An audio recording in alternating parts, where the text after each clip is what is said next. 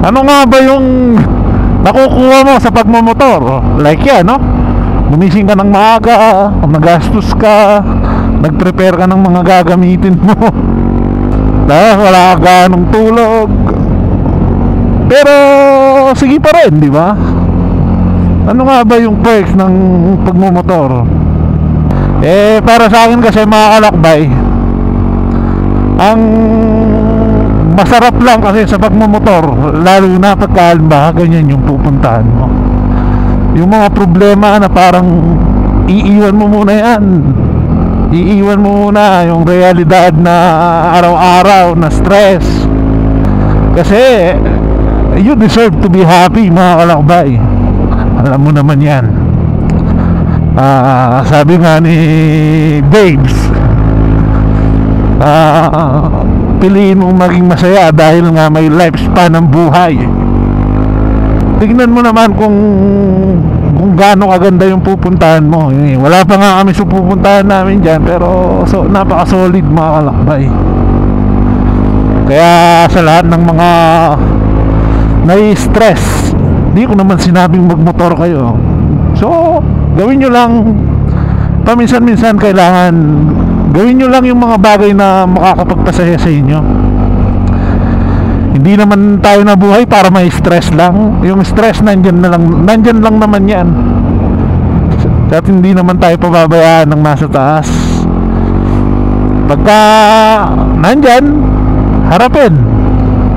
Pero siyempre wag nating imukmuk yung sarili natin sa pagiging stress. Lagi na lang bang stress? Tara, lumabas ka rin, mga kalakbay. Wala namang madali. Wala namang madali sa buhay. Lahat naman tayo may mga problema. Lahat naman tayo may mga kanya-kanyang problema. Magkakaiba nga lang ng sitwasyon, magkakaiba nga lang ng uri ng problema. Bawat tao may mga pinagdadaanan, mapamayaman, mapamahirap. Minsan nga yung mayaman mas mahirap pa yung problema eh. Kahit sabihin mong marami na silang pera, hirap kaya nun. Marami kang pera, kaya marami kang pinoproblema. Kaya siyempre yung problema nila pang mayaman din. Basta sa akin ang importante, mga kalakbay, healthy ako, healthy ang pamilya ko, healthy ang mahal ko sa buhay, healthy ang asawa ko. Doon pa lang malaking pagpapasalamat na, mga kalakbay. Para na rin akong mayaman doon pa lang sa bagay na yun. And then ito, may problema.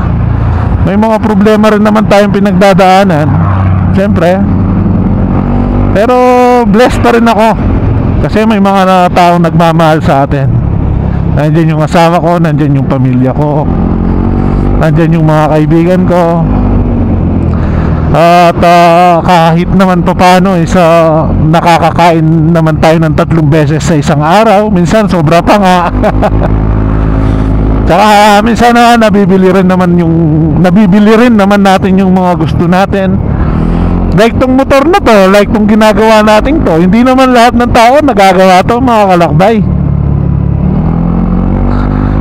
Yung iba nga, itong motor natin, pinapangarap lang nila to. Sa bagay, nung una talaga namang pinangarap ko rin to, hanggang sa nakuha ko. Yun, hindi pa ba sapat na dahilan yun para pagpasalamatan mo yung nasa taas? Kasi pinapangarap mo lang dati, ngayon nasa iyo na, diba? Tapos yung mga lugar na to na pinapangarap mo lang puntahan dati, ngayon pinupuntahan mo na. Dati ka lang nagsasana all sa mga pinapanood mo sa YouTube, ngayon talagang afford mo na, or pwede mo nang puntahan. Kaya mga kalakbay, life must go on. Life must go on lang, mga kalakbay.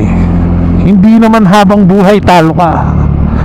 Tsagain mo lang, mga kalakbay. Ipagdasal mo lang, manalig ka lang sa kanya, paniwalaan mo